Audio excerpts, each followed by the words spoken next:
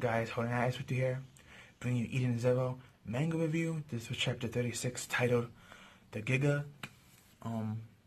Very interesting chapter, to say the least. It starts off with Homura pointing her gun at Shiki, saying, "That's just data you're protecting. Why are you in the way? This has nothing to do with you. I want to join, Drake and Joe." And he was like, "I'm not allowing that." And, she was like, "If you don't get out my way, I'm going to shoot you." And Jimarov is in the background. He's like, "I'm tired of you making this arch melodramatic. Hurry up and end them. If you won't, then I will." And he tells all the goblins just to fire.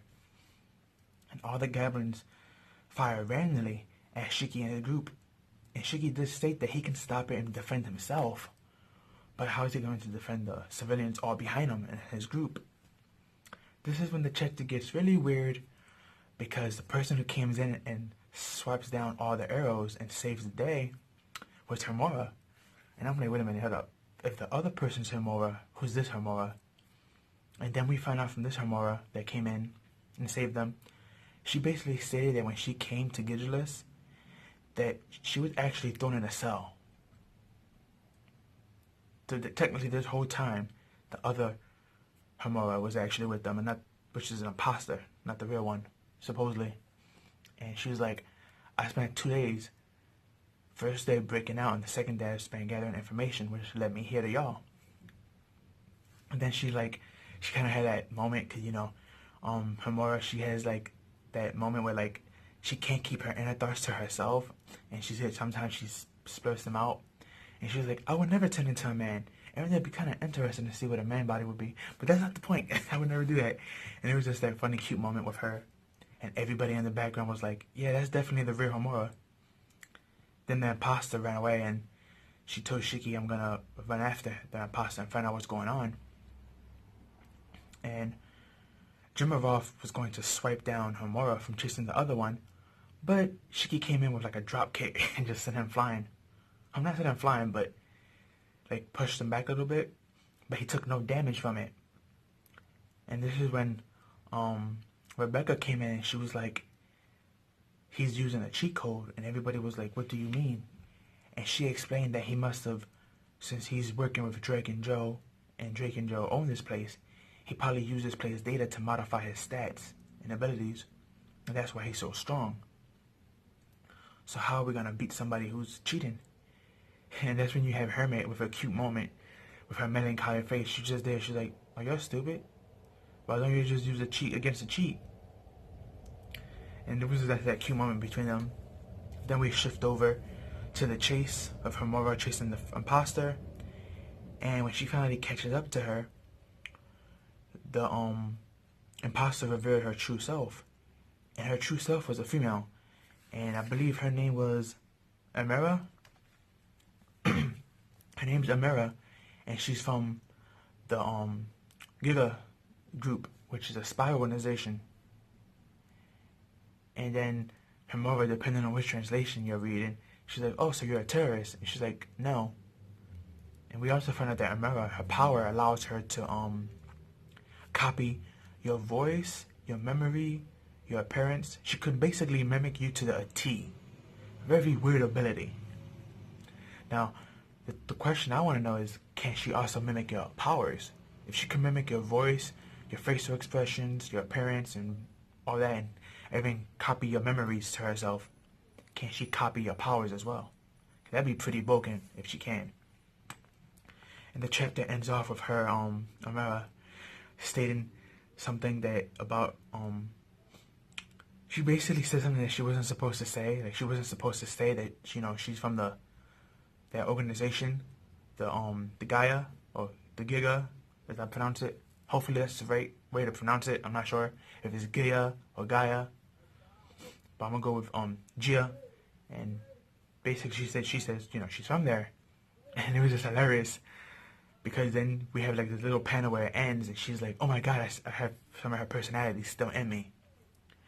So it seems like Amara, she can copy not just personalities and stuff, but she can also uncopy them. But sometimes if she doesn't do it right, she might end up forgetting and still holding some of your memories back, like she did in this chapter. which was a very funny and cute way to end it off. But yeah, this chapter was very interesting. We have Himura versus Amira, or Amira, I believe it's pronounced. So that's gonna be interesting. She looked like she had a gun in her hands, so I guess she's a gunner. So guns versus swords, I bet. We also should have Jimaroff versus Shiki, which is gonna be interesting because how are they gonna cheat and hack the system to make Shiki get a power up? I believe this is when Herman's gonna step in and probably finally help out. Maybe this is a turning point where she actually starts to like them, you know, humans, and or at least Shiki at most, and she helps out. That's just my guess. But the one thing I really want to talk about is Homura. I don't believe that she's still out of the clear yet as a traitor.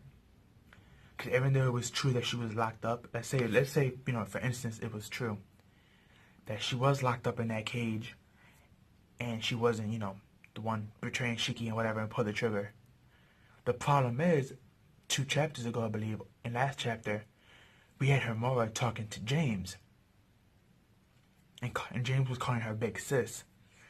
So even if this girl Amira was, or Amira, even if Amira was copying Homura's voice and appearance and all that in her memories, the fact is that your memory is still linked to James and you knew who he was. And you was talking to him like he was Homura. And you said that I'm going to betray Shiki now. So, I mean, if you were this guy, then that doesn't completely solidify that she's not a traitor. I mean, I'm not saying that she's lying to Shiki. Maybe she is looking for Valkyrie.